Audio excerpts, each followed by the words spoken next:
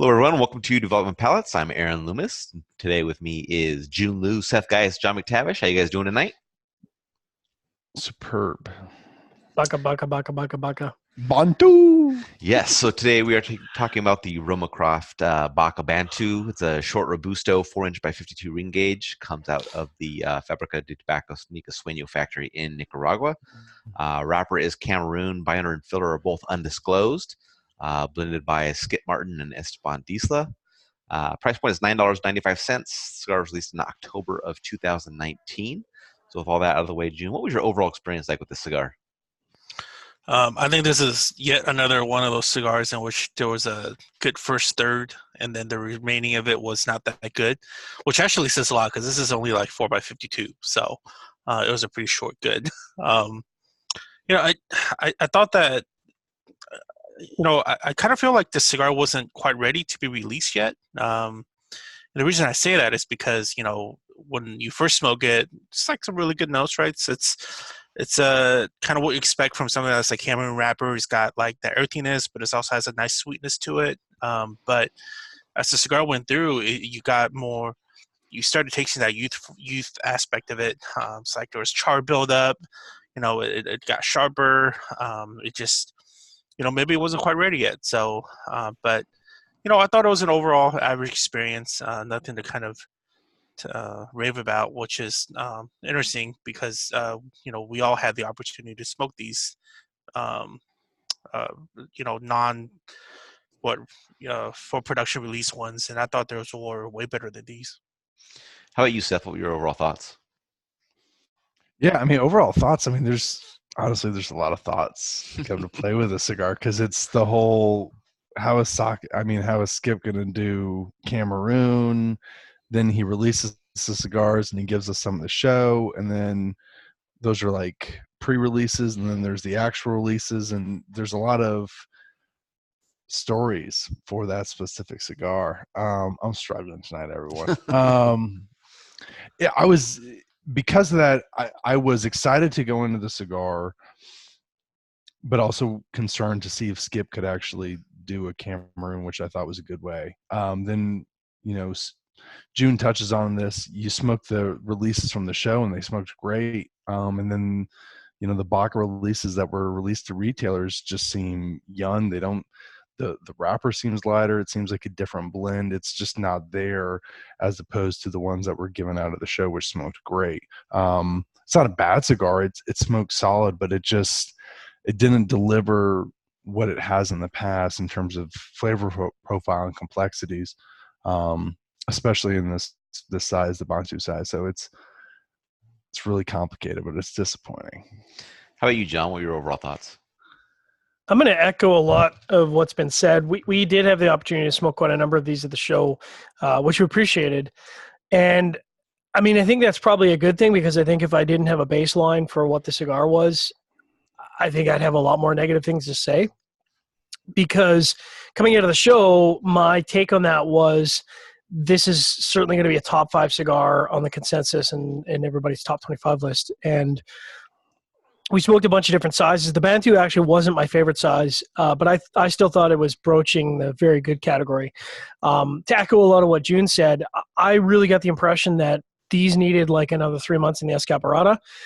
And I think what separated the ones we smoked at the show and these ones, it's youth. I think that these need a little like 2-3 months, and I think in 2 or 3 months, if we revisit these, they'll be smoking in the good to very good category. But as it is, I actually had a good first and second third.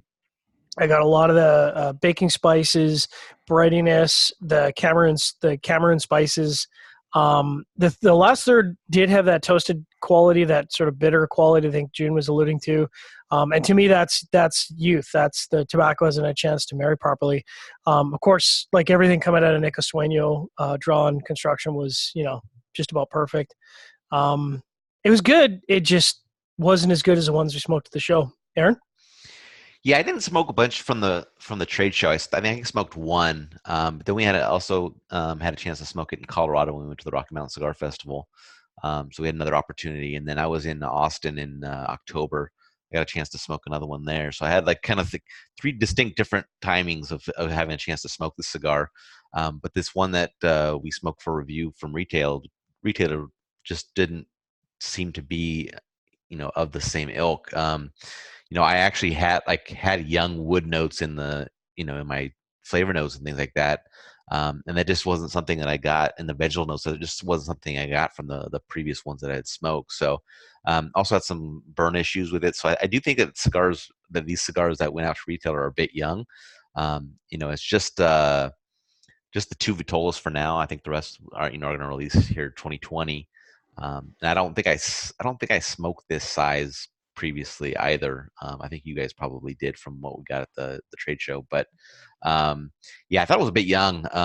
More time might help it out, and the other Vitolas might smoke better than this one. I don't know, but I think we were all excited to smoke something that was Cameroon, but I don't think that this kind of lived up to what the expectations were from what we had smoked earlier on.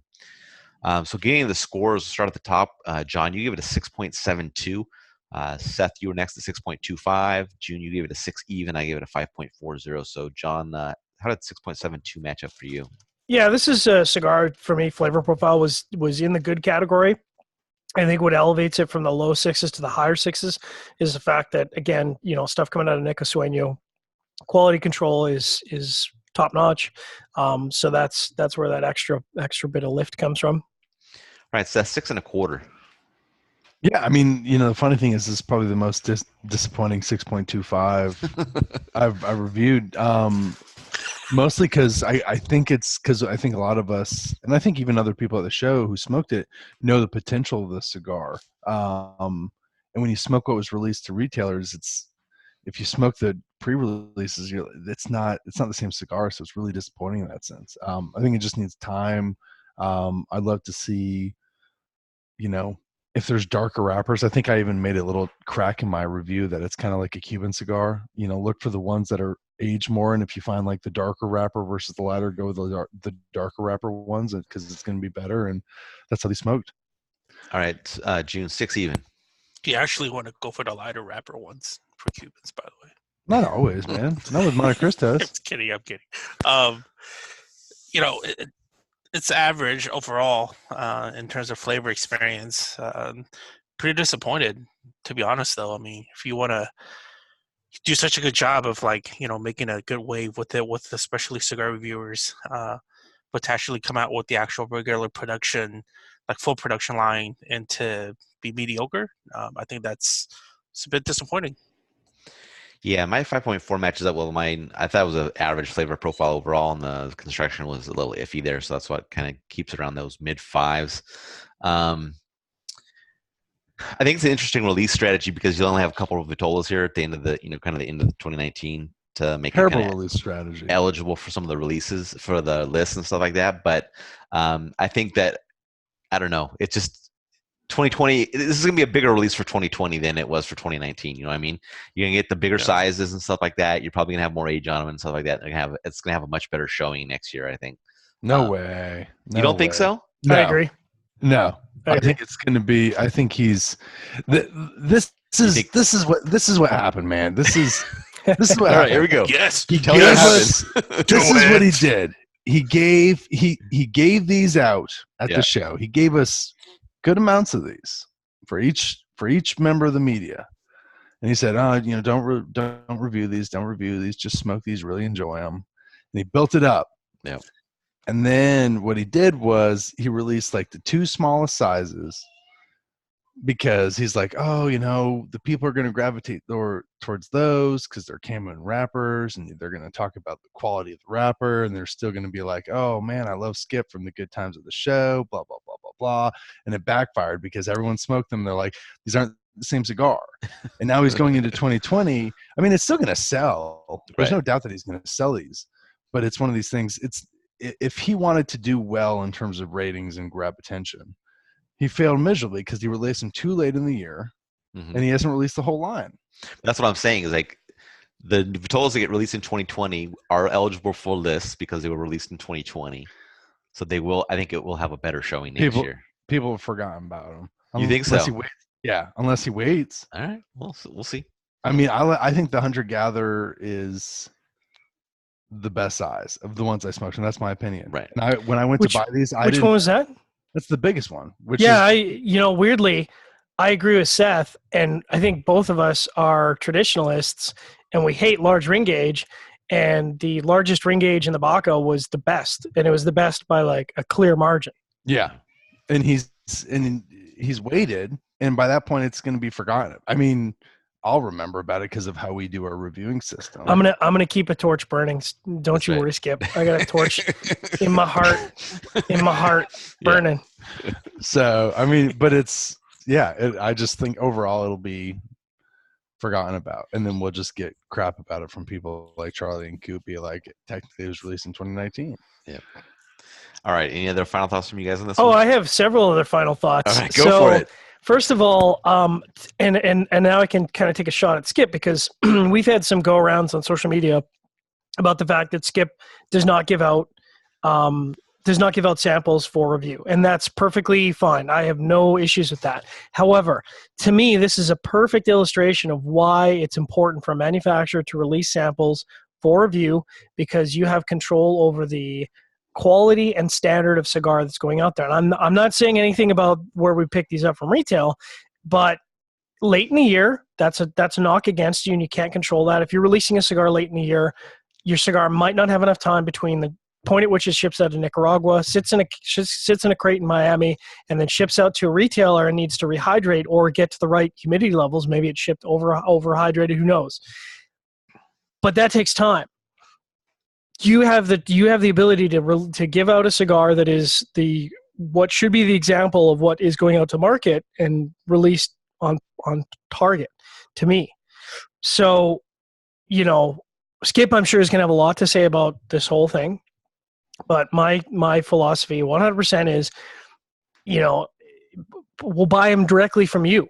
But, if you leave it up to random chance of distribution channels and time, this is what can happen, is that the final release, at least right now, is not, to me, what was the standard that we smoked at the show by a significant margin. Like, I would say probably a full, I don't know what you think, Seth, but I would say almost a full point standard.